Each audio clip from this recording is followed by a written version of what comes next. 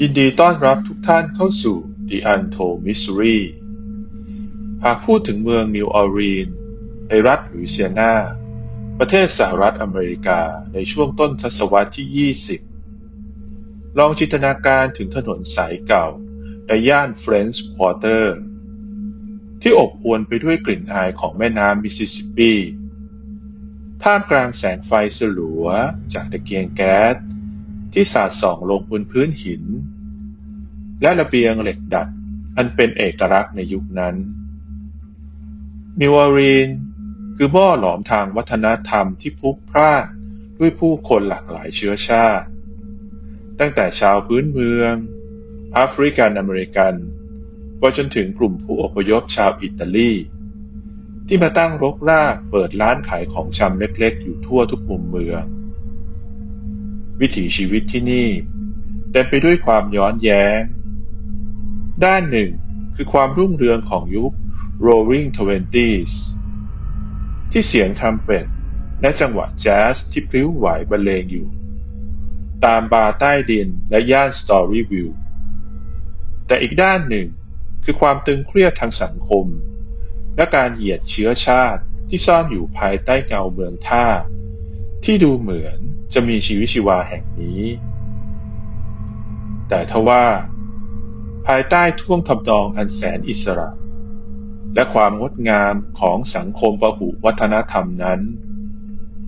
นิวออร์ลีนส์กับซ่อนรอยร้าวของความขัดแย้งทางสีผิวและเงามืดของความหวาดกลัวที่เย็นเฉียบยิ่งกว่าคมโลหะมันคือเรื่องราวของฆาตกรที่ตำรวจล่าตัวไม่ได้ฆาตกรที่ไม่ได้ต้องการทรัพย์สินเงินทองและฆาตกรที่อ้างว่าตนไม่ใช่มนุษย์แต่เป็นปีศาจจากขุมนรกที่ร้อนแรงที่สุดย้อนกลับไปในเช้ามืดของวันที่ 23 พฤษภาคม ปี 1918 ณ มุมถนนอัปเปอร์ไลน์และแมกโนเลียครอบครัวของโจเซฟแมคจิโอช่างทำขนมปังชาวอิตาลีกำลังหลับไหลอยู่ในบ้านไม้ที่ดูปกติแต่แล้วน้องชายของโจเซฟที่นอนหลับอยู่ห้องติดกันก็ได้ยินเสียงครางผิดปกติผ่านผนังห้องเมื่อเขาพังประตูเข้าไปสิ่งที่รออยู่คือฉากที่เหมือนหลุดออกมาจากฝันร้ายร่างของโจเซฟและแคทเธอรีนภรรยาของเขานอนจมกองเลือดอยู่บนเตียงกะโหลกของทั้งคู่ถูกทุบด้วยของแข็งอย่างรุนแรงและที่สยดสยองไปกว่านั้นคอของทั้งคู่ถูกปาดจนเกือบขาดด้วยมีดโกนของโจเซฟเองตำรวจพบอาวุธสังหารวางทิ้งอยู่ในที่เกิดเหตุมันคือขวานที่เปื้อนเลือดและเศษเนื้อสิ่งที่ทำให้ตำรวจต้องหน้านิ่วด้วยความฉงนคือวิธีการเข้าบ้านของฆาตกรมันไม่ได้พังประตูหน้าหรือทุบหน้าต่างแต่มันใช้วิธีการเจาะแผงไม้ประตูหลังเป็นช่องเล็กๆพอให้สอดมือเข้าไปปลดล็อกได้มันทำด้วยความประณีตไม่มีทรัพย์สินใดหายไปมีเพียงความตายที่ทิ้งไว้ให้ดูต่างหน้าและนี่คือจุดเริ่มต้นของช่วงเวลาแห่งฝันร้ายที่ชาวเมืองนิวออร์ลีนส์จะไม่มีวันลืมเลือนไปตลอดกาลหลังจากคดีตระกูลแมคจิโอไม่นานความตายในรูปแบบเดิมก็เริ่มอุบัติขึ้นซ้ำแล้วซ้ำเล่าในเดือนมิถุนายนหลุยส์เบซูแมร์และแอเรียสโลถูกโจมตีในลักษณะเดียวกันฆาตกรเจาะประตูหลังบ้านของพวกเขาและใช้ขวานจามเข้าไปที่ศีรษะของทั้งคู่แม้หลุยส์จะรอดชีวิตมาได้ แต่ความจำของเขาก็พร่าเลือนจนระบุตัวคนร้ายไม่ได้ สิ่งที่น่าสนใจคือเป้าหมายประวัติศาสตร์ระบุชัดเจนว่าเหยื่อส่วนใหญ่เป็นชาวอิตาลีที่ประกอบอาชีพเปิดร้านขายของชำในยุคนั้นนิวออร์ลีนส์กำลังเผชิญกับคลื่นการเหยียดเชื้อชาติ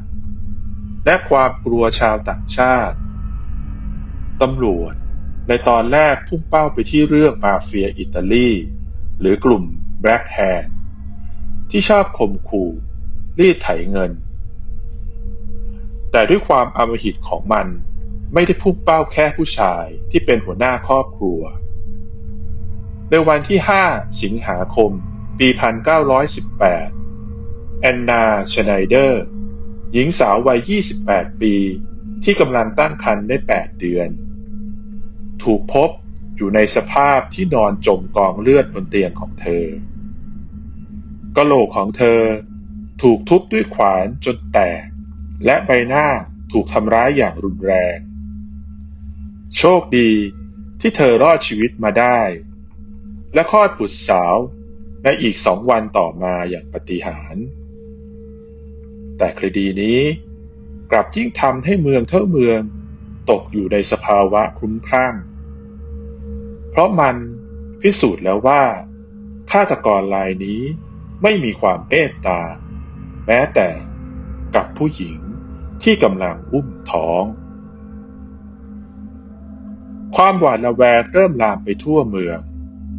เหล่าชายชาวเมืองต่างถือปืนลูกซองผลัดเวรเฝ้าระวังภัยรอบที่พักตลอดทั้งคืนแต่ความอุ่นใจนั้นกลับมีไม่มากพอเพราะฆาตกรรายนี้ดูเหมือนเงาที่ไร้ตัวตนหลายครอบครัวเลือกที่จะขังตัวเองไว้ในห้องเดียวเด็กๆถูกสั่งให้ซ่อนตัวอยู่ในใต้เตียงหรือในตู้เสื้อผ้าที่มืดมิดทุกครั้งที่มีเสียงไม้รั่นเพียงแผ่วเบาหรือเสียงลมพัดกระทบประตูหลังบ้านใจของพวกเขาจะเต้นรัวเหมือนกองรบด้วยความระแวงว่ามัจจุราชล่องหนกำลังใช้เครื่องมือเจาะแผงไม้ประตูบ้านของพวกเขาอยู่หรือเปล่าและในช่วงเวลานี้เองที่สื่อมวลชนและชาวเมือง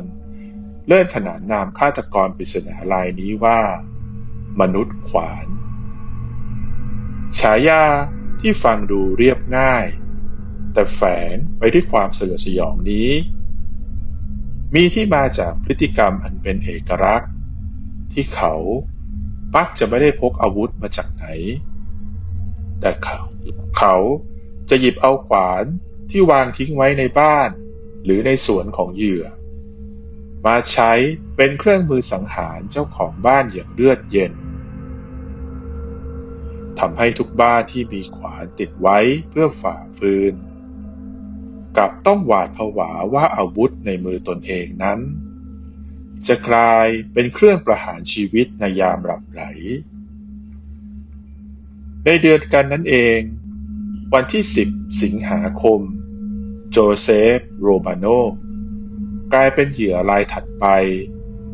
เขาถูกจามที่ศีรษะขณะนอนหลับ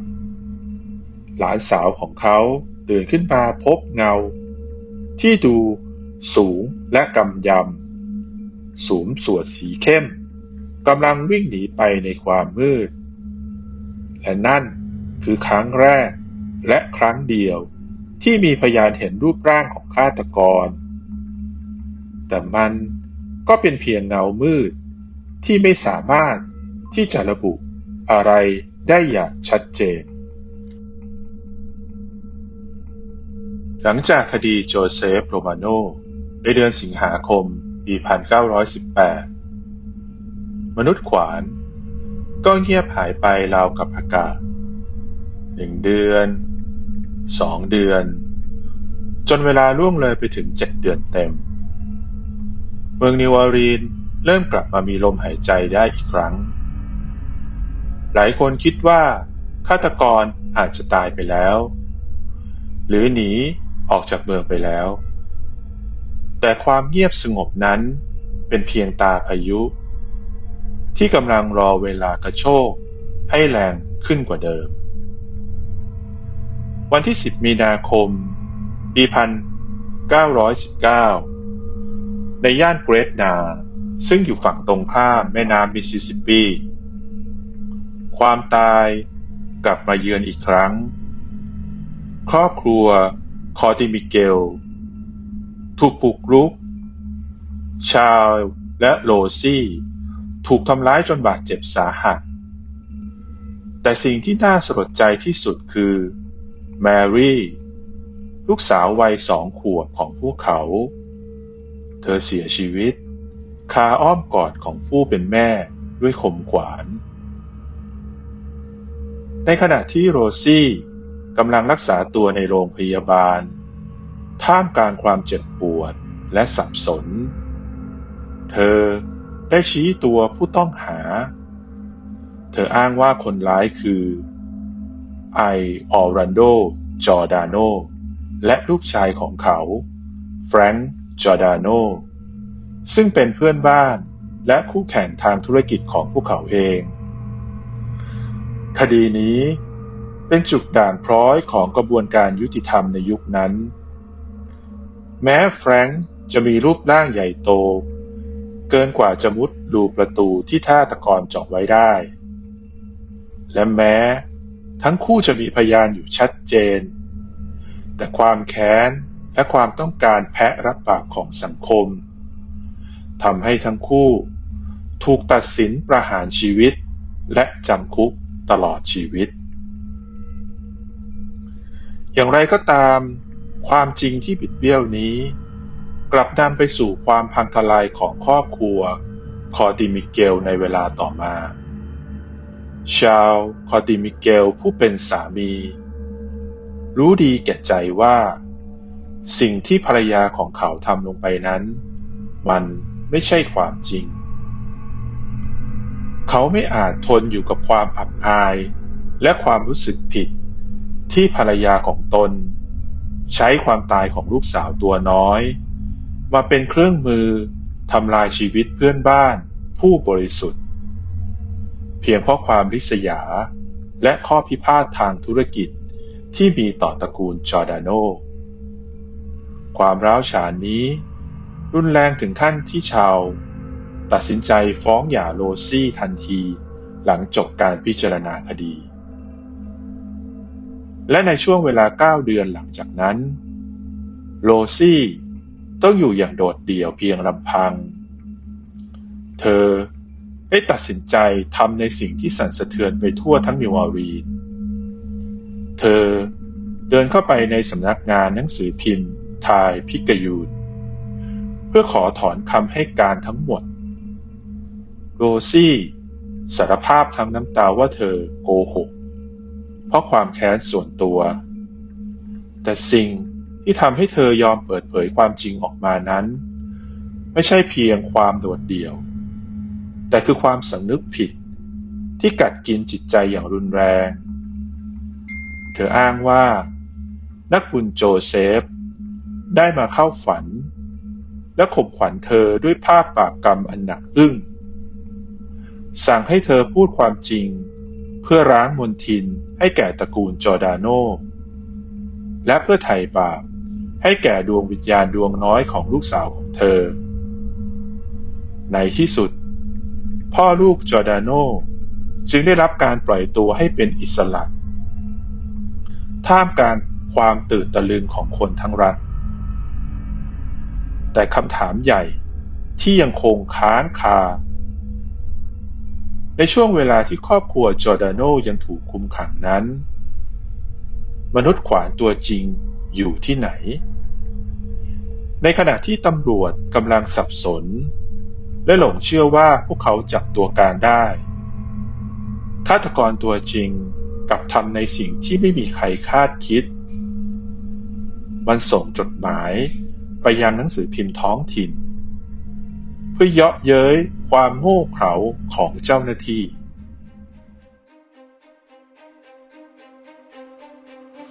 วันที่ 13 มีนาคม ปี 1919 เพียง 3 วันหลังจากคดีตระกูลคอร์ติมิเกล กองบรรณาธิการหนังสือพิมพ์ได้รับจดหมายที่เขียนด้วยข้อความที่น่าขนลุกที่สุดเท่าที่ประวัติศาสตร์อาชญากรรมเคยมีมา หัวจดหมายระบุว่ามันมาจากนรกที่ร้อนที่สุด เนื้อความในจดหมายกล่าวว่า พวกแกไม่เคยจับข้าได้ และจะไม่มีวันจับได้ ข้าไม่ใช่คน ข้าคือวิญญาณและปีศาจจากขุมนรก ข้าคือสิ่งที่พวกแกและตำรวจโง่ๆเรียกว่ามนุษย์ขวานฆาตกรยังได้ประกาศคำท้าที่ประหลาดที่สุด มันบอกว่าในคืนวันอังคารที่ 19 มีนาปี 1919 เวลาเที่ยงคืน 15 นาที มันจะออกมาเก็บเหยื่ออีกครั้ง แต่มันจะมอบทางรอดให้ชาวเมือง ข้าชอบเสียงดนตรีแจ๊สมาก และข้าขอสาบานต่อปีศาจทุกตนว่า บ้านหลังใดที่มีวงดนตรีแจ๊สบรรเลงอยู่อย่างคึกคัก ข้าจะละเว้นบ้านหลังนั้นไป คุณลองนึกภาพตามในคืนวันอังคารที่ 19 มีนาคม ปี 1919 เมืองนิวออร์ลีนส์ที่เคยหวาดกลัวกลับกลายเป็นเมืองที่เสียงดนตรีดังกระหึ่มที่สุดในโลก ร้านเหล้าคลับและแม้แต่บ้านพักอาศัยต่างจ้างนักดนตรีมาเล่นแจ๊สบางครอบครัวที่ไม่มีเงินจ้างก็เปิดเล่นแผ่นเสียงหรือแม้แต่เคาะถังให้เป็นจังหวะแจ๊สตลอดทั้งคืน คืนนั้นไม่มีใครถูกฆ่ามนุษย์ขวานรักษาสัญญาแต่มันยิ่งตอกย้ำว่าฆาตกรรายนี้ไม่ได้ฆ่าเพื่อเงินแต่มันฆ่าเพื่ออำนาจและความสะใจที่เห็นคนทั้งเมืองต้องเต้นตามจังหวะที่มันกำหนดดนตรีแจ๊สที่ควรจะเป็นจิตวิญญาณแห่งความรื่นเริงและความพริ้วไหวกลับกลายเป็นเครื่องมือเพื่อการเอาชีวิตรอดในคืนที่มืดมิดที่สุดของนิวออร์ลีนส์ความตายดูเหมือนจะหยุดพักไปชั่วครู่จนกระทั่งเดือนสิงหาคมปี 1919 ฆาตกรกลับมาจู่โจมสตีฟ โบคาในเดือนกันยายนกับซาร่า รอแมนทั้งคู่รอดชีวิตมาได้ราวกับปาฏิหาริย์แต่คำอธิบายเรื่องลักษณะของคนร้ายยังคงพร่าเรือนเหมือนเดิมจนกระทั่งเดือนตุลาคมปี 1919 ไมค์ เปปิโทนกลายเป็นเหยื่อรายสุดท้ายที่ถูกยืนยันภรรยาของเขาตื่นขึ้นมาพบเงานักฆ่าเดินออกจากห้องนอนทิ้งร่างของสามีที่ถูกจามจนเละไว้เบื้องหลังหลังจากนั้นมนุษย์ขวานก็หายสาบสูญไปราวกับอากาศไม่มีการโจมตีไม่มีการเจาะประตูและไม่มีจดหมายจากนรกอีกเลยทว่าปริศนานี้กลับมีภาคต่อที่น่าสนใจอีก1 ปีให้หลังในเดือนธันวาคมปี 1920 ณ ถนนในเมืองลอสแอนเจลิสชายคนหนึ่งชื่อโจเซฟ มุมเพลถูกยิงเสียชีวิตกลางวันแสกๆโดยผู้หญิงที่ชื่อว่าเอสเปอร์ เปปิโทนภรรยาม่ายของเหยื่อรายสุดท้ายเอสเธอร์อ้างว่าเธอมั่นใจว่ามุมเพลคือคนที่ฆ่าสามีของเธอและเป็นมนุษย์ขวานตัวจริงประวัติของมุมเพลก็น่าสนใจเขาเป็นอดีตนักโทษที่มีประวัติเข้าออกคุก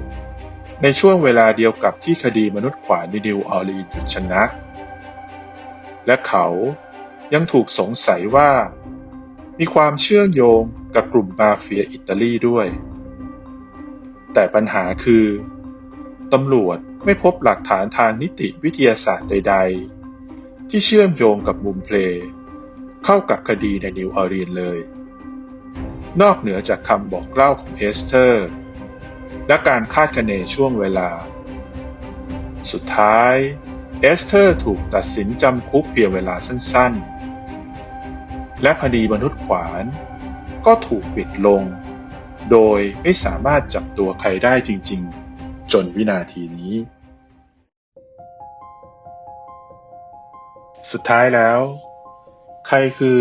มนุษย์ขวานแห่งนิวออร์ลีนส์กันแน่นักอาชญาวิทยาสมัยใหม่ได้ตั้งทฤษฎีและทำการวิเคราะห์พฤติกรรมไว้ได้อย่างน่าสนใจจอห์น ดักลาสอดีตหัวหน้าหน่วยวิเคราะห์พฤติกรรมของ FBI ได้เสนอว่าฆาตกรรายนี้มีลักษณะของฆาตกรไร้ระเบียบที่มีความแค้นส่วนตัวต่อกลุ่มชาติพันธุ์อิตาลีอย่างรุนแรงเขาไม่ใช่มาเฟียแต่เป็นผู้ชายผิวขาวที่อาศัยอยู่ในพื้นที่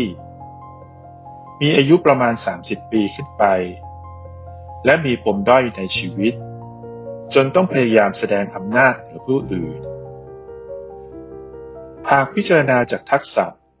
นักวิเคราะห์ส่วนใหญ่เชื่อว่าเขาอาจมีอาชีพเป็นคนงานก่อสร้างช่างไม้หรือช่างฝีมือที่มีความเข้าใจในโครงสร้างไม้เป็นอย่างดีเพราะการใช้สิวเจาะแผงไม้ประตูหลังบ้านในความมืดได้อย่างเงียบเชียบและประณีตไม่ใช่สิ่งที่คนทั่วไปจะทำได้โดยไม่ผ่านการฝึกฝนและพละกำลังในการเหวี่ยงแขนที่รุนแรงจนกะโหลกของเหยื่อแตกละเอียดสะท้อนถึงร่างกายที่แข็งแรงจากการทำงานหนักมาตลอดชีวิตในเชิงจิตวิทยาจดหมายที่เขาเขียนสะท้อนถึงความเป็นนาร์ซิสซิสต์หรือผู้ที่หลงตัวเองอย่างสุดโต่งเขาต้องการการยอมรับและความรู้สึกเหมือนเป็นพระเจ้าที่กุมชะตาชีวิตของคนทั้งเมืองการสั่งให้เปิดเพลงแจ๊สคือการทดสอบอำนาจว่าคำพูดของเขามีอิทธิพลเพียงพอที่จะทำให้คนทั้งเมืองขยับตามจังหวะที่เขาสร้างขึ้นหรือไม่นอกจากนี้ทฤษฎีหนึ่งที่น่าสนใจและได้รับการยอมรับในเชิงวิชาการมาจากบิล เจมส์นักสถิติและนักประวัติศาสตร์ผู้โด่งดังซึ่งเป็นที่รู้จักในฐานะบิดาแห่งการวิเคราะห์สถิติสมัยใหม่ผู้อยู่เบื้องหลังการปฏิวัติวงการเบสบอลจนกลายเป็นภาพยนตร์เรื่องมันนี่บอลโดยบิล เจมส์ได้ใช้ความเชี่ยวชาญในการวิเคราะห์สถิติร่วมกับลูกสาวของเขาในหนังสือ The Man from the Train เพื่อเปรียบเทียบรูปแบบการลงมือของคดีฆาตกรรมขวานหลายร้อยคดีทั่วสหรัฐและสรุปว่ามนุษย์ขวานแห่งนิวออร์ลีนส์แท้จริงแล้วอาจคือพอล มูลเลอร์ฆาตกรต่อเนื่องพเนจรผู้ลึกลับที่ตระเวนสังหารผู้คนด้วยขวานไปทั่วประเทศในช่วงเวลานั้นแม้ทฤษฎีนี้จะดูมีน้ำหนักด้วยข้อมูลทางสถิติหรือบางคนจะปักใจเชื่อว่าโจเซฟ มุมเพลย์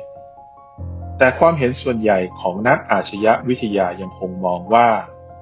มนุษย์ขวานคือความชั่วร้ายในคราบเพื่อนบ้านที่อาจจะเดินสวนกับคุณบนถนนสายเก่าในนิวออร์ลีนส์คนที่ดูปกติในสายตาคนรอบข้างแต่กลับซ่อนปีศาจที่หลงไหลในเสียงดนตรีและความตายไว้ภายใต้หน้ากากของมนุษย์ธรรมดาแต่ทฤษฎีที่น่าขนลุกที่สุดคือทฤษฎีที่มองว่าฆาตกรรายนี้คือไซโคพาธหรือผู้ป่วยทางจิต ที่ต้องการการยอมรับมันจงใจเจาะประตูเพื่อโชว์ทักษะจงใจเลือกขวานของเหยื่อเพื่อเยาะเย้ยและจงใจเขียนจดหมายเรื่องดนตรีแจ๊สเพื่อควบคุมจิตวิญญาณของคนทั้งเมือง1 ศตวรรษผ่านไปชื่อของมนุษย์ขวานแห่งนิวออร์ลีนส์ได้กลายเป็นเรื่องสยองขวัญที่ฝังรากลึกในความทรงจำของชาวเมืองและเป็นต้นแบบความสยดสยองที่ถูกหยิบยกมาเล่าในซีรีส์ชื่อดังอย่าง American Horror Story ซึ่งยังคงเป็นเงาดำที่หลอกหลอนชาวเมืองที่รักดนตรีแจ๊สที่สุดในโลกปริศนานี้บอกเราว่าในบางครั้งความตายอาจไม่ได้มาในรูปแบบของความเงียบแต่มันอาจจะมาพร้อมกับเสียงแทมเป็ตและจังหวะกลองที่เร้าใจและในคืนที่มืดสนิทหากคุณได้ยินเสียงแกรกๆของการเจาะไม้ที่ประตูหลังบ้านคุณอาจจะอยากขอบคุณพระเจ้าที่คุณมีดนตรีแจ๊สบรรเลงอยู่ในบ้านของคุณก็ได้คอมเมนต์แสดงความคิดเห็น